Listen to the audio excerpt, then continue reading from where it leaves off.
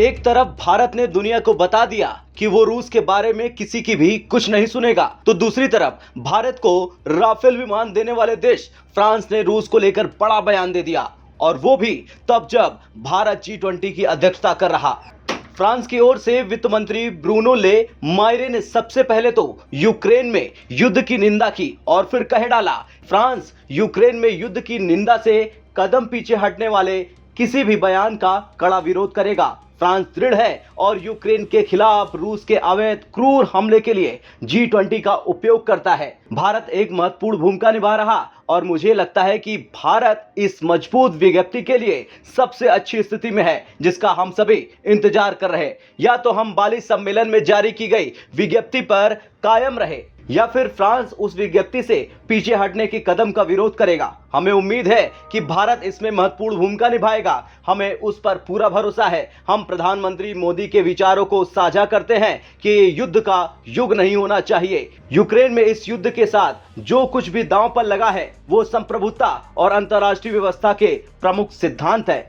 अब ये बयान फ्रांसीसी मंत्री ने ऐसे समय पर दिया जब G20 देशों के वित्त मंत्रियों की बैठक का संयुक्त बयान जारी होना है। बता दें कि G20 देशों के वित्त मंत्रियों की बैठक का संयुक्त बयान आज जारी होना है। शीर्ष 20 अर्थव्यवस्थाओं के नेता इस बात पर बहस कर रहे हैं कि 2 दिवसीय बैठक के बाद जारी होने वाली एक संयुक्त विज्ञप्ति में यूक्रेन संकट को कैसे संबोधित किया जाना चाहिए।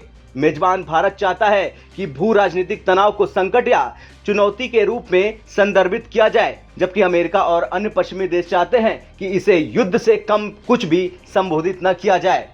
इससे पहले भी फ्रांस का भारत रूस पर बड़ा बयान आ चुका, जिसमें फ्रांसीसी राजनयिक ने कहा था कि हम अभी भी नहीं जानते कि UNGA मसौदे पर भारत की स्थिति क्या होगी। भारत के साथ हमारी बहुत स्पष्ट चर्चा हुई। UNGA मसौदा प्रस्ताव पर हमारे सभी भागीदारों के साथ उनकी चिंताओं को हल करने पर चर्चा की गई। इसके अलावा हमने यूक्रेन में शांति बहाल को लेकर भी भारत से अपील की है।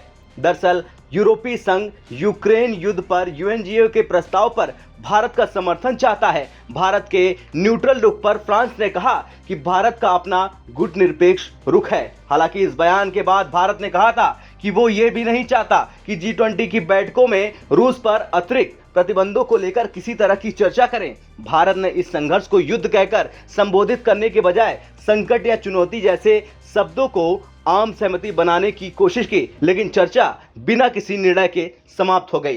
खैर, अब फ्रांस हो या फिर अमेरिका हो या फिर कोई दूसरा देश, भारत ने स्पष्ट कर दिया कि रूस के लिए भारत किसी भी स्तर तक जाने को तैयार है। आपका क्या कुछ कहना है फ्रांस के भारत रूस पर बयान को लेकर?